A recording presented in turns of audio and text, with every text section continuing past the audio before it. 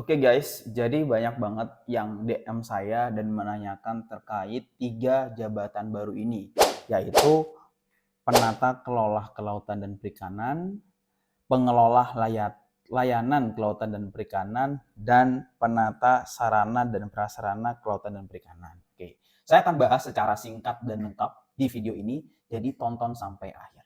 Membahas 3 hal. Yang pertama, apa yang dimaksud ketiga jabatan ini? Kedua, peraturan yang melandasi jabatan ini. Dan ketiga, yang paling penting adalah materi ujian baik untuk SKB maupun P3K.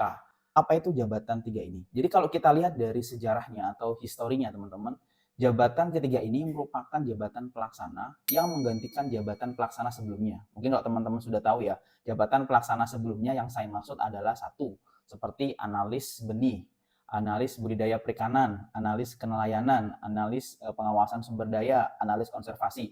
Itu semua merupakan jabatan pelaksana. Namun, Kemenpan RB melakukan sebuah terobosan di mana menyamakan seluruh jabatan pelaksana tersebut menjadi satu rumpun atau satu jabatan.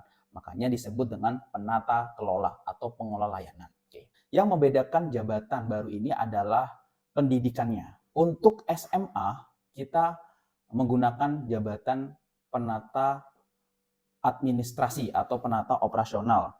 Sedangkan kalau untuk D3 menggunakan pengelola layanan dan kelautan. Sedangkan untuk S1-nya maupun yang D4 menggunakan penata kelola kelautan dan perikanan. Jadi yang membedakan adalah basic dari pendidikannya. Selanjutnya kita akan membahas mengenai peraturan apa yang melandasi terbitnya jabatan baru ini. Teman-teman bisa melihat dasar dari jabatan ini itu baru terbentuk di tahun 2022, yaitu ada di Kemenpan RB ya, nomor 11.003 tahun 2022 tentang jabatan pelaksana di instansi pemerintah. Kemudian diperbarui kembali di tahun 2023 dengan Kemenpan RB juga di nomor 656 tahun 2023. Dan yang terakhir yang teman-teman wajib baca untuk dijadikan sebagai rujukan adalah di Kemenpan RB nomor 11 tahun 2024. Tiga peraturan tersebut adalah peraturan yang mendasari adanya jabatan pelaksana ini ya guys. Oke, sekarang kita akan membahas terkait pertanyaan ketiga tadi, yaitu apakah ada materi atau contoh soal terkait tiga jabatan tersebut. Kita harus melihat kalau kita ingin mengetahui ya secara cepat bagaimana gambaran soal-soal atau materi yang muncul, kita bisa lihat dari satu, basic pendidikan, kedua dari anjabnya teman-teman ya. Basic pendidikannya untuk yang penata kelola kelautan perikanan teman-teman itu ada S1 atau D4 ya.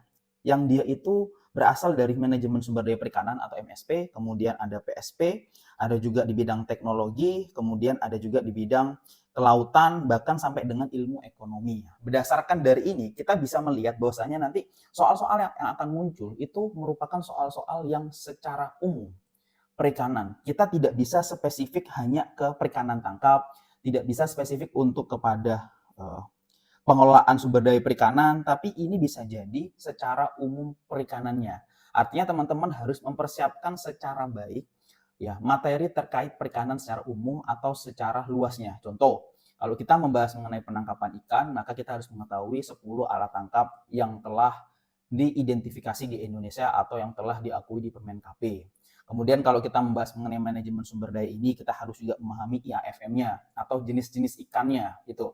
Jadi sangat-sangat luas. Dan ini sebenarnya pernah terjadi ketika di CPNS tahun 2020. Nah, ketika itu kami juga membimbing bagaimana soal-soal yang muncul teman-teman itu ternyata sangat luas. Contoh kalau saya sendiri ya, saya waktu itu menjabat atau mendaftar di jabatan pelaksana analis pembangunan pelabuhan perikanan.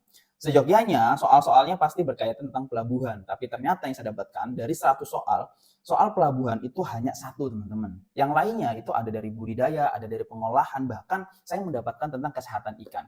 Itulah mungkin yang akan terjadi untuk yang penata kelola kelautan dan perikanan. Jadi saran dari kami, teman-teman harus lebih siap ketika nanti kisi-kisi yang keluar dari BKN adalah perikanan secara umum. Oke.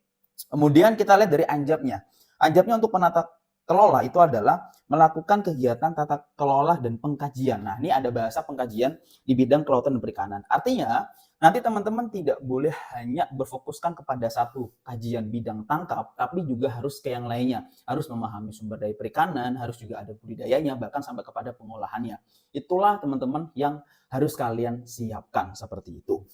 Kemudian pertanyaan selanjutnya, apakah nanti Dolphin Brain akan membuka untuk jabatan ini? Nah, kami pastikan insya Allah kami akan membuka bimbel dan paket aplikasinya. Namun untuk saat ini kami sedang menunggu kisi-kisi dari BKN. Ketika nanti BKN atau Kemenpan RB sudah mengeluarkan kisi-kisi, kita akan langsung menyiapkan materi dan soalnya. Karena alhamdulillah Dolphin Brain selama 4 tahun ini sudah banyak mengumpulkan materi seputar perikanan secara umum, baik dari mulai bidang tangkap, budidaya, pengolahan, dan juga ruang laut. Bahkan kami juga memiliki modul terkait pengawas perikanan. Jadi teman-teman, mungkin itu saja untuk video saat ini ya. Semoga bagi kalian yang mendaftar penata kelola, karena saya yakin penata kelola ini sangat banyak sekali dibuka di mana saja ya, karena pengganti jabatan pelaksana yang lainnya, ya, kalian harus lebih siap ya. Fokuskan dulu kepada kepada SKD, baru setelah itu fokuskan kepada SKB teman-teman sekalian. Oke, ikutin terus video dari saya jika kalian ingin mendapatkan materi-materi terkait perikanan, kehutanan, pertanian, bahkan ke PUPR. Kami sudah menyediakannya, tinggal download di aplikasi Dolphin Brain, gratis tidak bayar. Oke, terima kasih.